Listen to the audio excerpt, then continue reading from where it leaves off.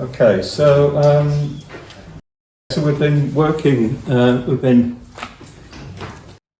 doing a course on this book. It's called Life of Full Attention. It's written by an order member called Manchester Buddhist who lives in London.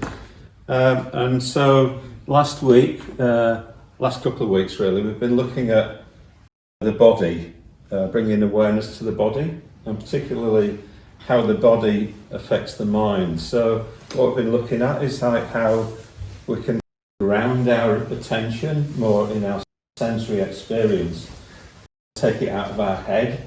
No, life isn't just about planning, but it's about coming down into experience. So we've had a couple of weeks on the body, and so what we're looking at this week is something called Vedana. So Vedana is sensation or feeling. It's actually just the experience of pleasure or pain or something in the middle, nothing. So all our life, just everything has this what Manchester Buddhist calls a hedonic tinge to it. The things we see, we hear, they're pleasant or they're unpleasant or they're neutral. So Buddhism is basically, I think a way of looking at it is it's trying to solve the problems of existence, of life. And so what's the bottom line for living beings? Living beings want to be happy, they don't want to suffer. So basically, they want something here, they want some pleasure in life, they want something meaningful to be happening to them. So if we want to create a world where we're happy and other people are happy, other beings are happy, we kind of need two things really. We need to want it, which is the emotion of loving kindness, of bringing care and kindness to ourselves and others. And the second thing we need to do is we need to know how to bring it about. So what we've got here, they're called the Four Foundations of Mindfulness, or in the book he talks about the four spheres of awareness. So these are what we bring attention to in order to bring happiness about. So we bring attention to our body. So we work on the body through relaxation. We try and stimulate the body. We try and look after it so we don't go bumping into things, or we try and preserve its health. So that's the kind of foundation. And then we've got feeling, so what do we do about feeling? What do we do about pleasure and pain? How do we deal with those in a way which is going to bring about happiness and not suffering? And we know, don't we, that some of our responses to pleasure are unhelpful. If we just get addicted to things, or we just want the same thing again and again and again, and it doesn't work, it's like a law of diminishing returns. Or we're trying to avoid pain. We're trying to avoid pain, and sometimes the more we're trying to avoid it, the worse it gets, because we know that it's in the world. So we kind of have aversion towards it. So these two here, body and feeling, are, you could say, they're just our experience as it's presented to us in the moment. We can't change what's happening in the moment. We have a particular form, bodily form, we have an experience in the senses, and the senses include the mind, so things we think about are pleasant or painful. So in the moment we can't change that, but what we can change is up here. So this is our response to life, so our view about things, our map of the world. So if we think that all pain is to be avoided and all pleasure is to be sought, that's a particular worldview, right? So if we operate along those lines, we'll probably suffer because we won't get what we want. But if we have a view that, we should expect a certain amount of pain in life, we should expect things to be mixed, then we won't be as disappointed when things aren't like that. So the theme this week is Vedana, about keep coming back to how we are, how we feel, what are we experiencing. And what normally happens is that we have an experience and then we immediately go up here to a reaction. Buddhism talks about mind a lot, but actually what it really is, it's the heart mind. Mahayana Buddhism talks about heart mind. So it's our whole psyche, it's the way our whole psyche moves in response to experience. And it has three basic elements to it. It has an emotional element to it. This is what's called citta, or mind. So emotions, so we want things, we respond to feeling, unpleasant feeling, by wanting it to go away. We respond to pleasant feeling by wanting it to stay.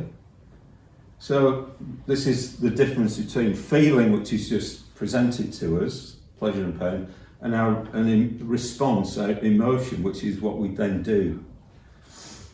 So one of the things I think we have to do, kind of refine our wants, to want things that are actually going to be productive for ourselves and others. So this is what we call skillful emotion. So loving kindness is a skillful emotion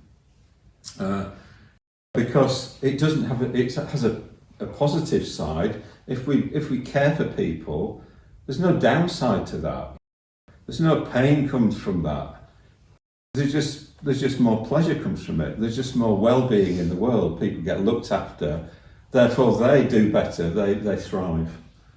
But so that's skillful emotion. But unskillful emotion is where something like hatred. We hate seeing somebody. Somebody walks down the street and they upset us the other day. We want to avoid them. We just want to go down the other street and avoid them. So when we do that, we break the connection between ourselves and that person. So that leads to suffering. We're out of communication with them.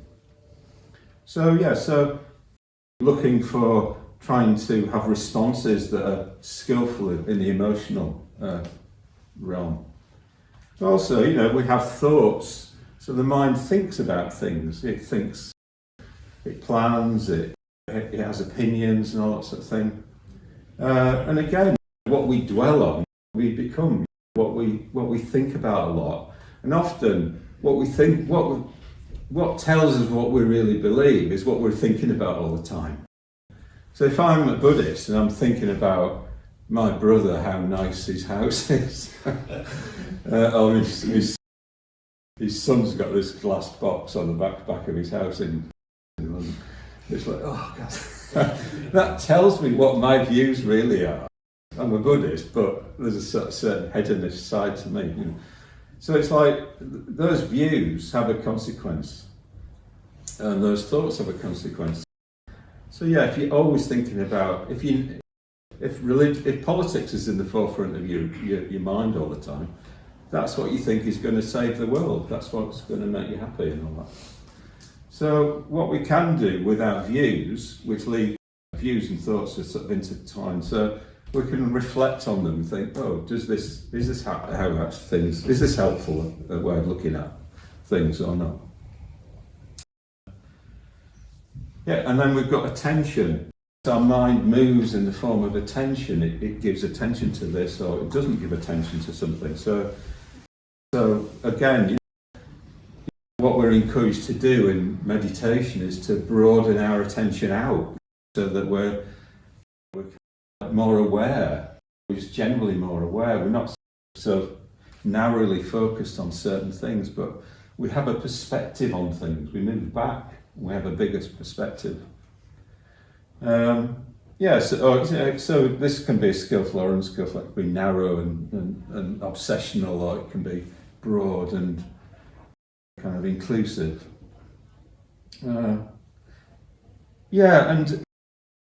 And also just views. It's not just a view we have, what comes in here is things like poetry, for instance, or art. So our view can be represented as a painting or a poem sums up what we think, how we think life is.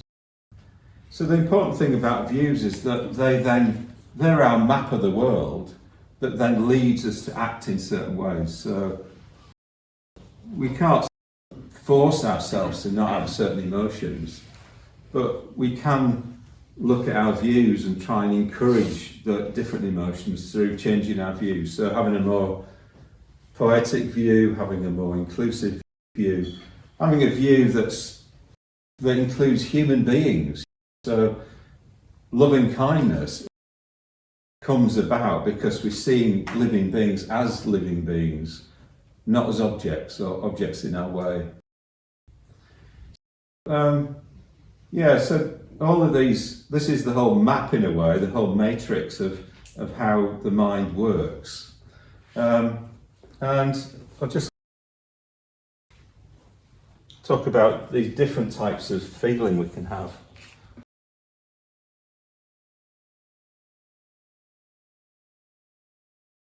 Yeah, so all of these four areas condition each other all the time. When we stub our toe, we experience bodily feeling, bodily pleasure and pain.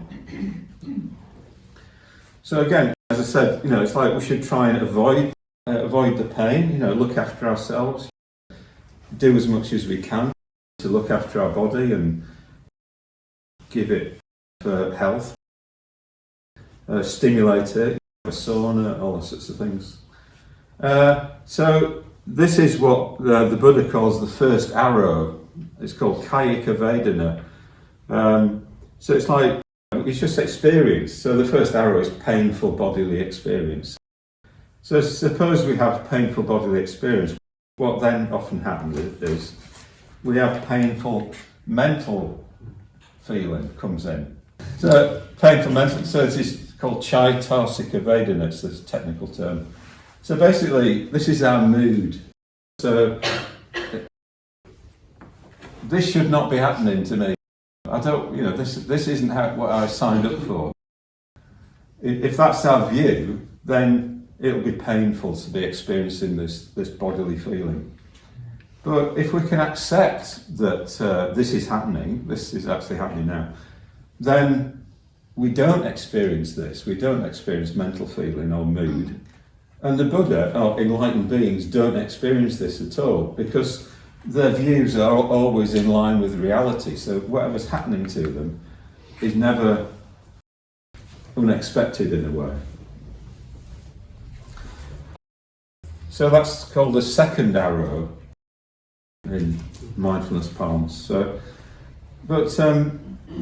And upstairs, back in 2002, we had an older member called Vedana who set up a thing called Peace of Mind. So she had a spinal injury and was just in chronic pain all of the time, So she set up a thing called mindfulness-based pain reduction program. So it's about working with these two arrows and trying to help people in chronic pain using mindfulness. So one of the things that they would talk about would be something called a bigger container. So if you're in a lot of pain, then can you add other things to that are actually happening? Like what pleasant things are going on as well. So you can work on pain in that sort of way. So that developed into a worldwide international mindfulness organisation with trainers in, 15 countries or something. And she got an OBE for it last year before. So it's really important you can work on pain. But also what they don't mention in the mindfulness world are these other two types of feeling in the scripture on mindfulness, the Buddhist scripture on mindfulness, is worldly feeling and spiritual feeling. So worldly feeling is the feeling that comes about because we're in an unskilful state of mind, one that leads to suffering. So when we're in a state of hatred, then it's painful when we see the person we hate. Or when we're sort of in a mental state of craving, it's pleasurable when we get what we want. But you've also got spiritual feeling, which is what happens when you're in a skillful state of mind that leads to happiness. So you see somebody suffering and you're in a state of compassion, it's painful to you. So you feel the other person's pain. Or you see somebody doing well and you feel happy for them. It's pleasant to see somebody doing well. So in terms of feeling, what we should do is, as I said, just try to look after our body as much as we can so that we maximise the pleasant bodily feeling, to not resist reality, to not rail against when things go badly, and to try not have mental feeling, and to act on spiritual feelings when they come up, and not act on the worldly feelings that are kind of addictive, those sorts of things. So I just wanted to give an overview of the whole field in a way, but then come back to Vedana. What we need to do is to not kind of, when we have an experience, when we have an emotion or something, just realise that we're having an emotion, that's a reaction. We move into a reaction, we do it automatically. And just to realise that, oh, hang on, this has come from somewhere, this has come from this building block of feeling. We've had a feeling. There's one of my mates says, I'm craving, therefore I must be feeling. So we're having a feeling, we feel about something. So we need to come back to the feeling. What is it telling us? What is it telling us? Do we need to do anything about it? But it's really important to, particularly today, because we're so caught up in tasks and things, coming back to how we feel. How am I? How am I doing in terms of my life project, which is to be happy and to overcome suffering?